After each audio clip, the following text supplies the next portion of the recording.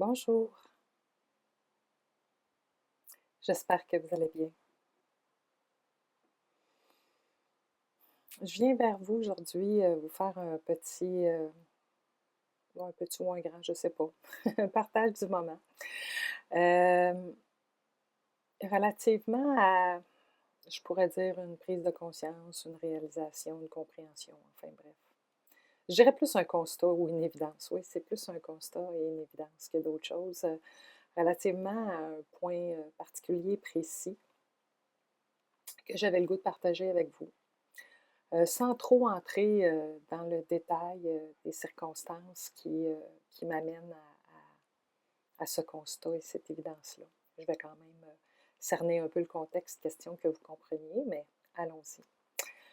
Ceux qui sont proches de moi ou ceux qui me suivent de plus près savent que j'accompagne à l'heure actuelle ma maman, qui est en fin de vie, et qui vient ce matin d'entrer en soins palliatifs officiellement. Bon, officieusement, elle y était quand même depuis quelques jours, une semaine ou deux, mais là, disons que c'est plus officiel. Et comme là, la médication va être abandonnée dans les prochaines journées, ben, la fin risque d'arriver quand même assez rapidement. Donc, tout ceci pour dire que, bon, ça soulève des questionnements, tout ça, de sa part. C'est une très belle période que je traverse, même si émotionnellement, c'est pas toujours facile. Physiquement, c'est exigeant aussi, mais c'est beau. C'est beau parce que c'est rempli de vie. C'est rempli de vie. Et le deuil, la mort, pour moi, c'est pas quelque chose dont il faut pas discuter, qu'il faut éviter ou qu'il faut mettre de côté. Au contraire, c'est quelque chose qui... C'est important d'en parler. Et bon, naturellement que ma mère a quand même certaines interrogations par rapport à ça, des angoisses, des peurs. Et je réalise, il est comme venu une sorte d'évidence euh, avec les questions qu'elle m'a posées relativement à la mort. Une évidence qui, pour moi, est comme un peu le prolongement de trucs que je partage quand même, je vous dirais, depuis plusieurs mois. Hein. Depuis plusieurs mois, certains me l'avaient fait remarquer.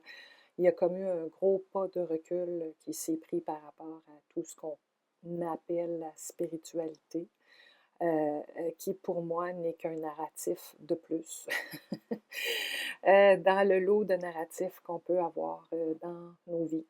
Hein. Et quand on rencontre le silence, ben, il n'y a plus aucun narratif, il n'y a même pas de narratif spirituel. Il y a des évidences, il y a des sentiments profonds de vérité, oui, mais il n'y a pas de mots qui peuvent circonscrire ou entourer ça. Il n'y a pas de dogme, il n'y a pas d'idéologie, et surtout, je vous dirais, il n'y a pas de foi. Et j'ai réalisé, en écoutant ma mère, parce que j'essaie de demeurer dans une posture d'écoute le plus possible et de ne pas entraver son besoin d'expression à l'approche de la fin pour lui permettre de dire le plus possible ce qu'elle a besoin de dire. Et je réalise que ce que les gens appellent la foi m'a totalement quittée. Totalement quittée. J'ai du, j'ai du courage, j'ai de la confiance, une confiance incroyable. J'ai rarement eu autant de confiance dans ma vie, mais je ne suis même pas en mesure de vous dire par rapport à quoi précisément. Il y a juste une confiance, je dirais même une certaine forme de certitude. Non, certitude, c'est pas le bon mot.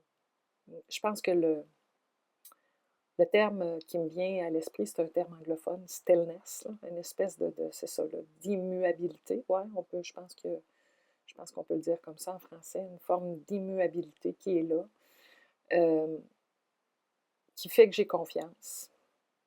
Mais relativement à la mort, j'ai aucun narratif, aucune certitude, rien à dire,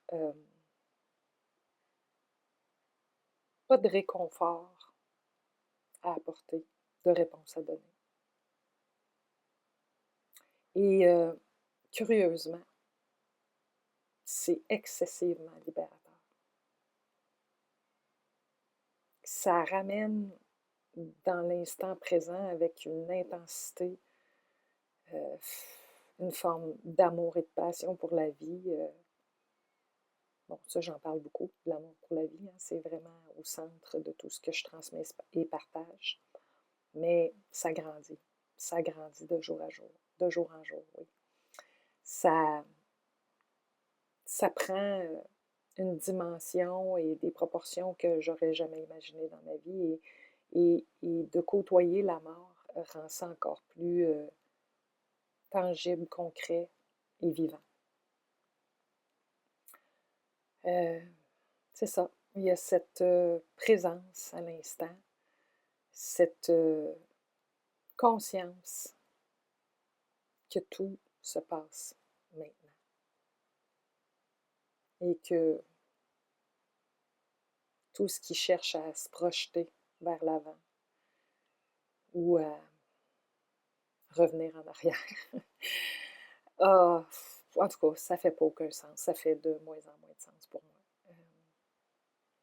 Et ici, une forme d'éternité, appelons-la comme ça, ben, s'il y a une forme d'éternité, elle se situe dans ce maintenant-là. Et elle ne relève pas, ça c'est vraiment très clair pour moi, elle ne relève pas de l'identité, elle ne relève pas de la forme.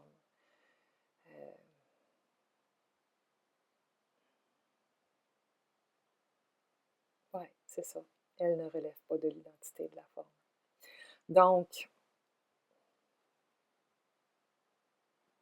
quand ma mère se demande où elle va, qu'est-ce qui va se passer, j'ai rien à répondre à ça. Parce que je sais que ça fait référence à une identité, à une histoire et à une certaine forme de narratif aussi, qui est le sien. Et c'est OK, là, c'est parfait. C'est parfait, mais je vois aussi que c'est la difficulté de maintenir un narratif et une histoire relativement aux croyances qu'on a par rapport à la mort. Que ce soit un paradis, un ailleurs, je sais pas. Enfin bref, ça vous appartient, puis c'est OK, là, je suis pas en train de dire que le narratif ou l'histoire n'a pas sa raison d'être. Mais ce que je vois, ce que je constate, c'est qu'à l'approche de la mort, ce narratif-là, il est fortement ébranlé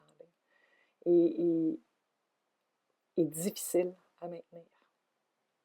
Difficile à maintenir. Je vois qu'à l'approche de la mort, la foi de ma mère chambrante et elle n'a aucune certitude.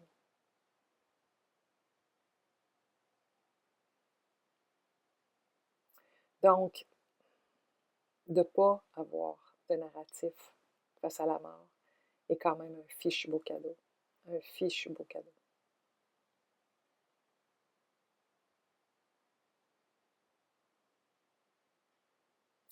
Maintenant, quand je réfère à l'éternité ou maintenant à une certaine forme de pérennité,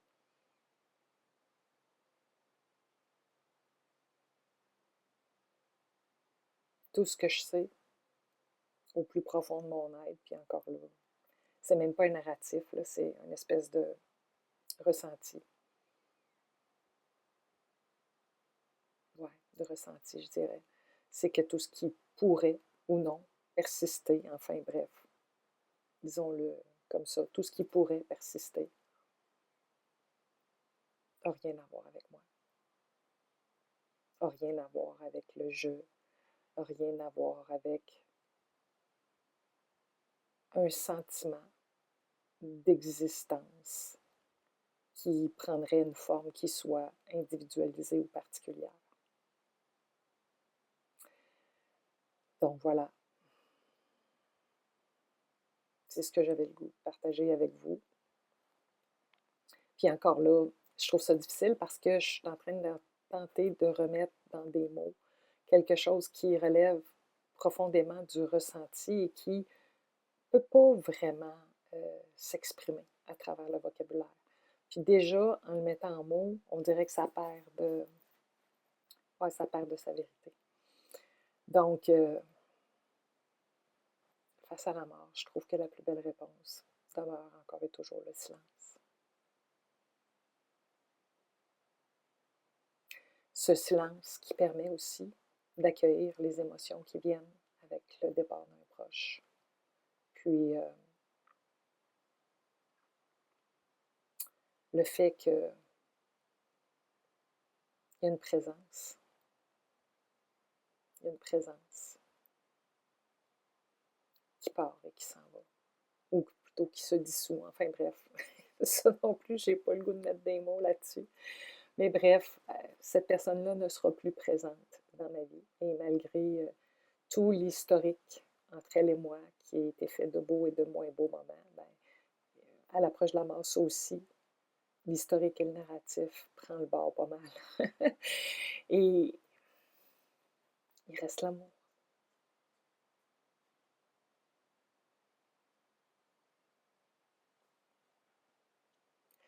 L'amour qui voit au-delà de tout ça.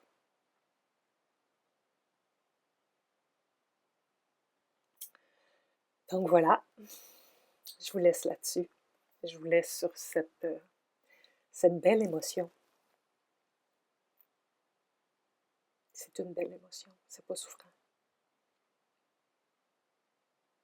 C'est doux et c'est tendre.